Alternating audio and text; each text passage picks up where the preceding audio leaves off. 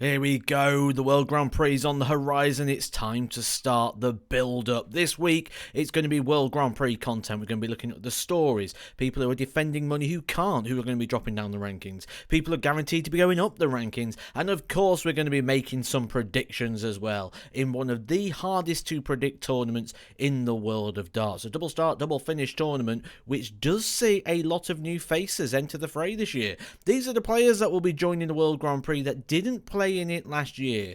And I think one of the things we can see is a little bit of youth coming in. Vessel Nyman and Nico Springer. Nico Springer, first year on the tour this year, picking up a European Tour title and a European Tour finalist. Could become Germany's number one. Certainly would make a great partner for Martin Schindler in the World Cup. He is one to keep an eye on it. Both him and Vessel Nyman was two of my one-to-watch players. I expect big things from them at the back end of the year. Good to see Dirk in the Grand Prix again, a former finalist in this event, and Christoph Ratajski, who missed out on a place at the Winter Gardens at Blackpool into the World Match Play just a couple of months ago, getting himself back in the top 16 of the Order of Merit from the Players' Championship side.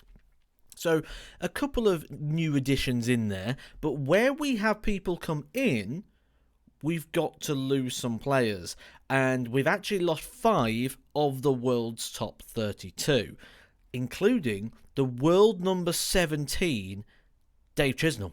Dave Chisnell will be missing out on the World Grand Prix for the first time in 14 years, or 15 years. 14 years in a row, Dave Chisnell has reached the World Grand Prix. So this is going to be a big miss in regards to the event. Twice a semi-finalist, but did reach the final on 2 occasions. That in 2013 and in 2019. Dave Chisnell, a rare miss here. What does this mean for Chizzy? Is this the start of Chizzy maybe coming down the rankings?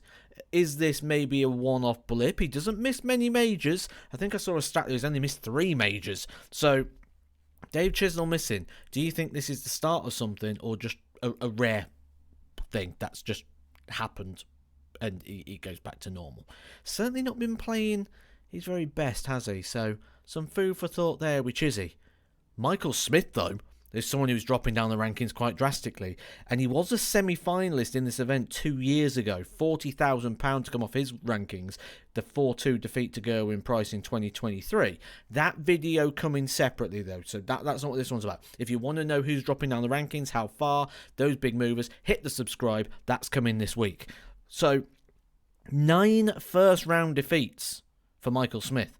It's not been an event he's really enjoyed too much, is it? The current world number 21, which we do know that is going to change.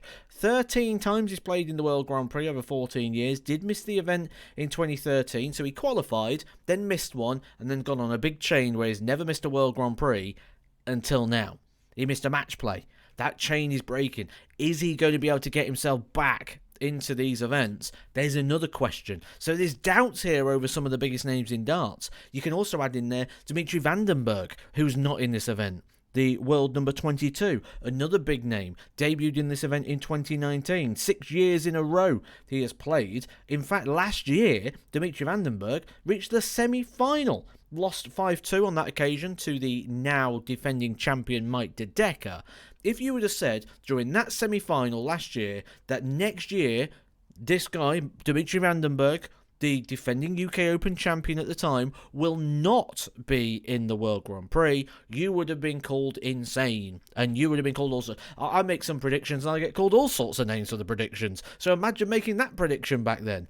Dimitri Vandenberg, though, not in the World Grand Prix. Another big event is missing. More sliding to come for Dimitri Vandenberg.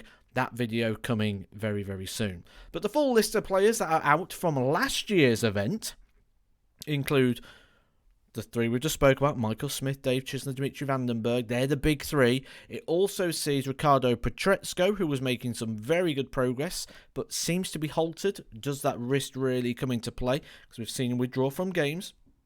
Brendan Dolan, bit of a rare miss for him. He's normally an ever-present. Not done his sort of usual, I'm going to pop up and win an event at the right time to get himself into that. And last year's European champion, Richie Edgar, who also misses out on the European Championship. This time last year was really coming into form. He's in the world's top 32, currently world number 28.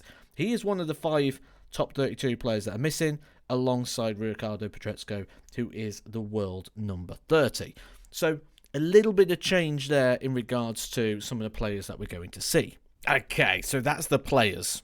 Let's delve into some of the numbers and some of the stats and some of the history of the World Grand Prix, especially if you're new to darts or if you just like interesting things, such as the fact this is the 28th edition of the World Grand Prix, which started back in 1998.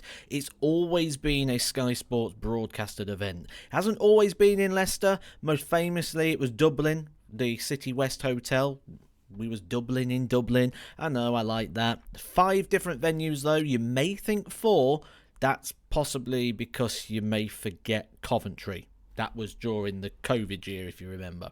There have been multiple different winners, 11 different champions, of which defending this title appears to be quite difficult. In the last 16 years, only one person has defended this title. That was peak Michael van Gerwen in 2018-2019. No one else has come close. So, when you look at that, that doesn't read good for Mike de Decker going into this as the defending champion. The best average we've ever seen in this tournament is 106.45. That was an opening round match by Alan Warrener back in 2001. That is an incredible number when you think of the double start. But when you think about a whole tournament, go to 2016. Pete Michael van Gerwen, 99.46 for him. But very, very close. In position 2, 3, 4 and 5, Phil Taylor. Of course it was Phil Taylor.